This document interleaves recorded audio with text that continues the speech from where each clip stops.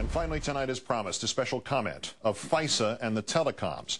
In a presidency of hypocrisy, an administration of exploitation, a labyrinth of leadership in which every vital fact is a puzzle inside a riddle wrapped in an enigma hidden under a claim of executive privilege supervised by an idiot, this one is surprisingly easy. President Bush has put protecting the telecom giants from the laws ahead of protecting you from the terrorists. He has demanded an extension of the FISA law, the Foreign Intelligence Surveillance Act, but only an extension that includes retroactive immunity for the telecoms who helped him spy on you. Congress has given him, and he has today signed, a 15-day extension which simply kicks the time bomb down the field, and which has changed nothing of his insipid rhetoric, in which he portrays the Democrats as soft on terror and getting in the way of his superhuman efforts to protect the nation, when in fact, and with bitter irony, if anybody is soft on terror right now, it is Mr. Bush. In the State of the Union address, sir, you told Congress, if you do not act by Friday, our ability to track terrorist threats would be weakened and our citizens will be in greater danger. Yet you are willing to weaken that ability. You will subject us, your citizens, to that greater danger. This, Mr. Bush, is simple enough even for you to understand. If Congress approves a new FISA Act without telecom immunity and sends it to your desk and you veto it, you, by your own terms and your own definitions, you will have just sided with the terrorists. You got to have this law or we're all going to die, but you might veto this law. It's bad enough, sir, that you are demanding an ex post facto law, which would clear the phone giants from responsibility for their systematic, aggressive, and blatant collaboration with your illegal and unjustified spying on Americans under this flimsy guise of looking for any terrorists who are stupid enough to make a collect call or send a mass email. But when you then demanded again during the State of the Union address that Congress retroactively clear the Verizons and the AT&Ts, you wouldn't even confirm that he actually did anything for which they deserved to be cleared. The Congress must pass liability protection for companies believed to have assisted in the efforts to defend America. Believed? Don't you know? Does the endless hair splitting of your presidential fine print extend even here?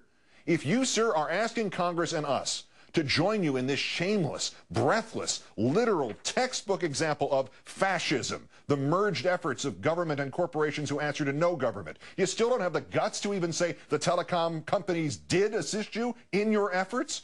Will you and the equivocators who surround you like a cocoon never go on the record about anything, even the stuff you claim to believe in? Silly me. Of course Mr. Bush is going to say believed. Yes, it sounds dumber than if he had referred to himself as the alleged president, or had said today was reportedly Thursday, or had claimed mission accomplished in Iraq.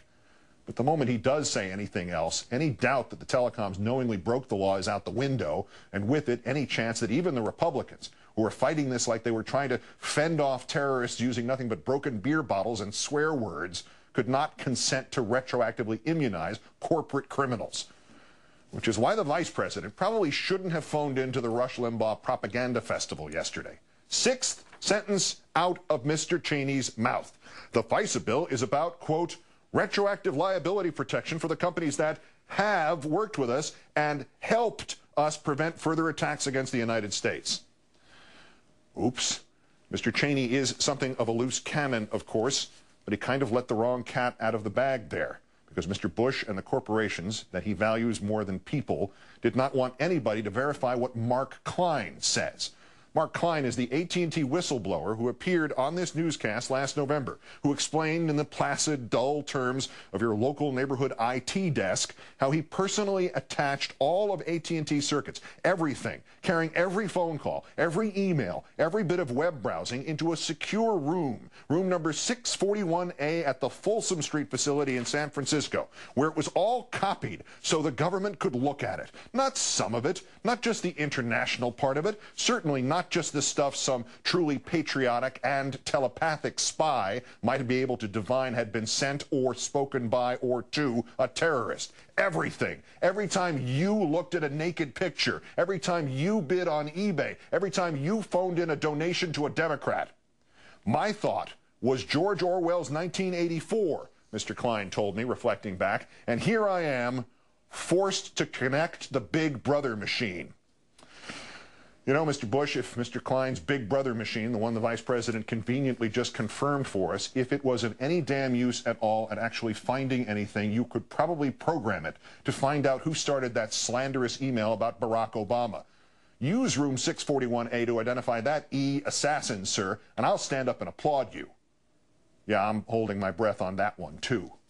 But of course, sir, this isn't about finding that kind of needle in a haystack. This is not even about finding a haystack. This is about scooping up every piece of hay there ever was and laying the groundwork for the next little job which you have to outsource to AT&T and Verizon and all the rest. It was your Director of National Intelligence, Mr. McConnell, letting this one out of that same bag. The need for Homeland Security to stave off cyber attacks against the government's computer networks. And how do they do that, sir? By constantly monitoring the internet, the whole internet. And who actually physically does that, Mr. Bush? Right, the same telecom giants for whom you want immunity quickly. So quickly you wouldn't believe it. Because this previous domestic spying and this upcoming policing of the internet, they may be completely evil, indiscriminate, unlawful. So you have to dress it all up as something just the opposite. It isn't evil, it's, you said, to protect America. It isn't indiscriminate. You said it's the ability to monitor terrorist communications. It isn't unlawful. It's just the kind of perfectly legal thing for which you happen to need immunity. There's yet another level to this, and here we move from Big Brother to Sleazy Son. Mr. Bush's new Attorney General, Mr. Mukasey, the one who's already taken 4 different positions on waterboarding and who may yet tie that record on this subject of telecom immunity, he has a very personal stake in all this. There happens to be a partner in the law firm of Bracewell and Giuliani named Mark Mukasey. And Bracewell and Giuliani and the Attorney General's son, Mark, just happen to represent Verizon. You know, Verizon, telecom giant. And all of a sudden, this is no longer just a farce in which protecting the telecoms is dressed up as protecting us from terrorist conference calls. Now it begins to look like the bureaucrats of the Third Reich, trying to protect the Krupp family, industrial giants, by literally rewriting the laws of Germany for their benefit. And we know how that turned out. Alfred Krupp and 11 of his directors were convicted of war crimes at Nuremberg. Nevertheless, for those of us watching a president demanding this very specific law, the ones the Germans had was called the Lex Krupp. There is one surprising bit of comfort in all this. Clearly, Mr. Bush is at his hyperbolic worst here. Consider how his former chief of staff, Andy Card, came on and scolded Chris Matthews and me after the State of the Union address. The president's address tonight was very important, Card said, because it really was a sobering call to reality for us. And the reality is we have an enemy who wants to hurt us. The primary job of the president is to protect us. He talked about protecting us. He talked about the needs to have the tools to protect us. Indeed, Mr. Bush, the primary job of any president is to protect us. Not just those of us who own internet and telephone companies, but all of us. And even you, sir, with your intermittent grasp of reality, even with your ego greater than 100% approval rating, even with your messianic petulance, even you could not truly choose to protect the corporations instead of the people. I'm not talking about ethics here. I am talking about blame. Even if it's you throwing out the baby with the bathwater, Mr. Bush, it still means we can safely conclude there is no baby. There is not a choice of protecting the telecoms from prosecution or protecting the people from terrorists, sir. There is a choice of protecting the telecoms from prosecution or pretending to protect the people from terrorists.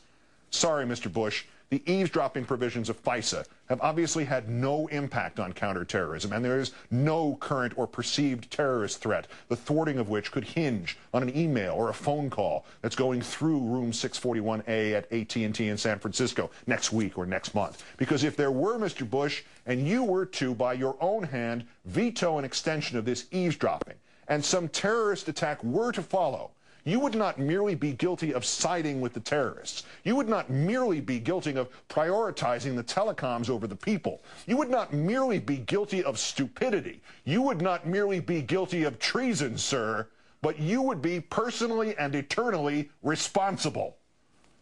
And if there is one thing we know about you, Mr. Bush, one thing that you have proved time and time again, under any and all circumstances, it is that you are never responsible. Good night and good luck.